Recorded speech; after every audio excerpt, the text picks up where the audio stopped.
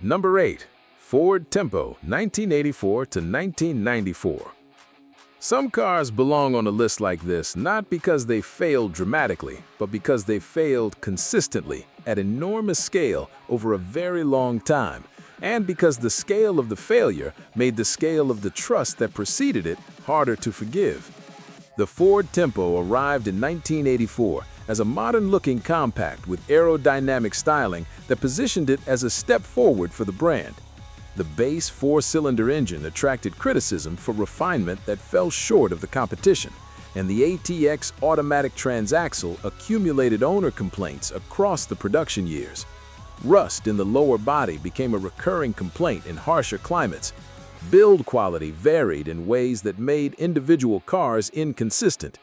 To be fair, the Tempo improved across its 10-year run, and later versions were meaningfully better than the earliest, but the buyers who came in at the beginning absorbed the cost of a development process that had not caught up with what the exterior suggested. The Tempo did not fail in a single dramatic way. It failed slowly, consistently, and at a scale large enough that millions of buyers experienced what good enough looked like when it clearly was not enough. Number 7. Chrysler LeBaron Convertible, 1982 to 1988. The Chrysler LeBaron Convertible was sold on the appeal of affordable open-air motoring, front-wheel drive, available in four-cylinder or V6 form, priced to reach buyers who had always wanted a convertible but not the cost of one. The concept was genuinely appealing. The ownership experience introduced complications the showroom visit had not prepared buyers for. The convertible top mechanism attracted consistent complaints. Motor failures and fabric deterioration well ahead of what owners considered reasonable were documented across the production run. The automatic transmission developed failure patterns that dealers saw regularly. The electrical system accumulated faults involving power accessories that proved difficult to resolve conclusively.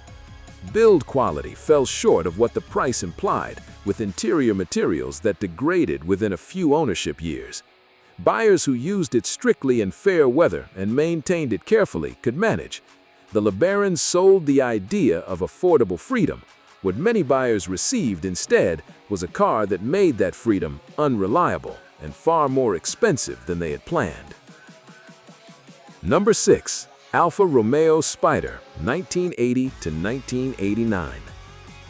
Some cars earn loyal defenders not despite their problems, but almost because of them. The Alfa Romeo Spider is one of those cars, and the defense does not change the record. The Spider arrived in American showrooms with genuine European sports car credentials, a classic roadster silhouette, and a twin-cam engine with a lineage enthusiasts respected. For buyers who wanted Italian motoring at a price below the German alternatives, it was appealing. The ownership experience required a tolerance for mechanical attention that most American buyers were not prepared for. The fuel injection system, fitted for American emission standards, attracted a consistent reputation for sensitivity. Cold starting, idle quality, and calibration all required specialist knowledge not reliably available at American dealerships. Electrical faults accumulated steadily, and rust was aggressive in the lower body and floor sections. The Spider worked on its own terms. The problem was that those were not the terms most American buyers had signed up for. Number 5. Renault Alliance, 1983 to 1987. Motor Trend named the Renault Alliance its Car of the Year for 1983. That award became one of the more discussed decisions in the publication's history because the ownership record that followed bore almost no relationship to the promise of the launch. The Alliance was developed as a joint venture between American Motors and Renault, arriving with competitive fuel economy and press reception suggesting AMC had found a genuine answer to the import challenge. Then, people started keeping them past the first year. Rust appeared in structural areas within a few ownership years. The French-sourced electrical system developed faults that American mechanics found difficult to diagnose on a platform they had not been trained for. Throttle body issues caused stalling and hesitation that proved resistant to straightforward repair.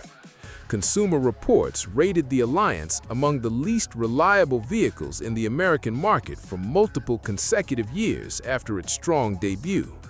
The Car of the Year award was based on what the Alliance promised. The ownership record was based on what it delivered. Those turned out to be two completely different realities. Number 4. Sterling 825, 1987 to 1991.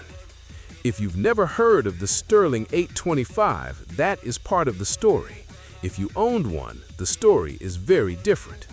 The Sterling arrived in 1987 as a collaboration between Austin Rover and Honda, positioned as a European luxury alternative priced below the established German brands. The Honda-sourced engine was mechanically sound. Everything else reflected Austin Rover's quality standards of the period, which were not adequate for the American luxury segment. The electrical system attracted consistent criticism, with reported problems ranging from power window failures to more complex faults the American dealer network was poorly equipped to resolve. Body sealing fell short of expectations, and parts availability extended repair timelines in ways that made the car impractical for anyone who encountered a serious issue. The Sterling performed poorly in period quality surveys and developed a reputation for disappointing ownership almost immediately. The Sterling did not fail in one dramatic way. It failed consistently enough that the brand never had time to recover. Number 3. Cadillac Cimarron, 1982 to 1988. The Cadillac Cimarron's place on this list is not really about reliability in the conventional sense. It is about something more fundamental, a product so mismatched to what the badge implied that it made every mechanical shortcoming feel larger than it would have in a different car. The Cimarron was built on the same J-body platform as the Chevrolet Cavalier, which retailed for substantially less. Cadillac added leather seating and a higher price, then positioned it as a luxury vehicle. The 1.8-liter four-cylinder produced 88 horsepower at launch. Ride quality, refinement, and build quality all fell short of what the Cadillac name had conditioned buyers to expect. The Cimarron was not a particularly reliable small car by the standards of its platform. What it was not was a Cadillac. And the buyers who discovered that gap walked away with a frustration that Consumer Reports and period surveys documented clearly. The Cimarron did not just disappoint buyers, it made them question whether the Cadillac badge still meant what they thought it did. Number 2. Cadillac Seville with HT 4100, 1982 to 1985. The Cadillac HT 4100 was not just an unreliable engine, it was an unreliable engine in a car whose entire value proposition depended on buyers trusting that the premium they paid would protect them from exactly this kind of experience. The 4.1-liter V8 arrived in 1982 with a cooling system design that proved inadequate for sustained real-world use. The engine was prone to warping its aluminum cylinder heads when overheated, and overheating was a condition the cooling system struggled to prevent under ordinary driving. Head gasket failures followed, coolant and oil mixed internally, and the damage was expensive to repair. Warranty claims arrived at volumes dealers were not prepared for, and GM issued technical service bulletins, but the fixes did not resolve the underlying design issues for many owners. Not every Seville experienced the worst outcomes, and later revisions helped, but the owners of early production cars paid the price of a development process that had not been completed before the car reached them. That is a difficult failure in any car. In a Cadillac, it is a failure buyers do not forget. Number 1. Yugo GV, 1985 to 1992. Every car on this list failed its buyers in some way. The Yugo GV belongs at number 1 not because it was technically the worst engineered vehicle of the decade, but because the gap between what it promised and what it delivered fell most heavily on exactly the buyers who could least afford to absorb it. The Yugo GV entered the American market in 1985 at $3,990, the least expensive new car in the United States, aimed at buyers priced out of everything else. Produced by Zastava in Yugoslavia on a platform derived from a 1971 Fiat, it made around 55 horsepower.